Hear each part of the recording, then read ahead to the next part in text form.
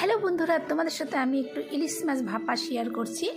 তোমাদের ভালো লাগলে তোমরা অবশ্যই কমেন্ট করো, আমার পাশে থাকো। আমি যেটা যেটা বানাই সেটাই তোমাদের সাথে শেয়ার করি, কারণ এখন মনে হয় যে তোমরাই আমাদের সব নিজের। এরকম প্রতিদিন তোমাদের সাথে কথা বলি, এত কিছু কথা হয়, কমেন্ট করা হয়, তাই না? তখন নিজেদের মনে হয় তোমরাই আমাদের নিজেদের লোক।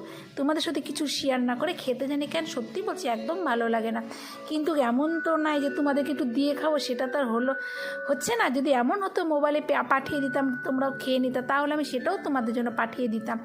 দেখো, আমি সর্ষা বেটে রেখেছিলাম, সেটা মাছের উপরে, ইলিশ মাছের মধ্যে একটু লবণ আর হলুদ দিয়ে আর একটু লেবু রস দিয়ে মেখে রাখছিলাম, সর্ষার তেল দিয়ে দিলাম।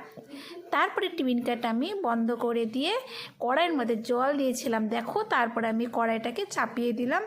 এখন কড়াইটাকে আমি ঢেকে দিচ্ছি, ওই যে ঢেকে দিলাম, দেখো ঢেকে দিয়েছি। তারপরে হচ্ছে দেখো, আমি মাছটা এখন একটু ফুটতে আমি একটু গ্যাসটা একটু কম করে দিয়েছি। তারপরে দেখো মাছটা ফুটছে, দেখছো কি সুন্দরভাবে টিফিনটা ফুটছে, পাশে ভাতও বসে দিয়েছি।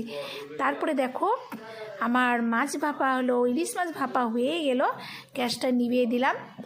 তারপরে হলো মাছটাকে আমি এখন টিফিন কাটা বের করলাম। দেখো কি গরম, বাবারে প্রচণ্ড গরম। তারপরে তোমাদের খুলে দেখাচ্ছি, দেখছো দারুণ সুন্দর হয়েছে। দেখো আমি তোমাদেরকে দেখাচ্ছি, দুটো কাঁচা লঙ্কা দিয়েছিলাম একটু ঝাল করার জন্য, কাঁচা লঙ্কা বাটা দিয়ে। সত্যি কথা বলতে তোমাদের চাকুতে দেখাচ্ছি, দেখো মাছটা একদম পুরো নরম হয়ে গেছে, দেখছো? খেতে মনে টেস্টি হবে, আমার মনে হচ্ছে তাই। তোমাদের দেখে কি মনে হচ্ছে? খেতে ইচ্ছা করছে? তাহলে অবশ্যই কমেন্ট করো। তারপরে আমি একটু তোমাদেরকে খেয়ে দেখাচ্ছি, দেখো মাছটা কীরকম দারুণ টেস্টি। আর সর্ষের তেলটা না আমাদের দারুণ, পুরো ঝাঁঝ একদম সর্ষের তেলটা, বুঝছো? তারপরে আমি একটু পাতে নিয়ে নিলাম, মেখে দেখি খেয়ে কীরকম হয়েছে। মুখে বললে তো হবে না, নিজেকেও খেয়ে দেখতে হবে কীরকম হয়েছে, তাই না বন্ধুরা, বলো? তারপরে আমি একটু খেয়ে দেখছি, না দারুণ টেস্টি। আজকে আমি আর কিচ্ছু নিব না, এই ইলিশ মাছ ভাপা দিয়ে ভাতটাকে খেয়ে নিচ্ছি।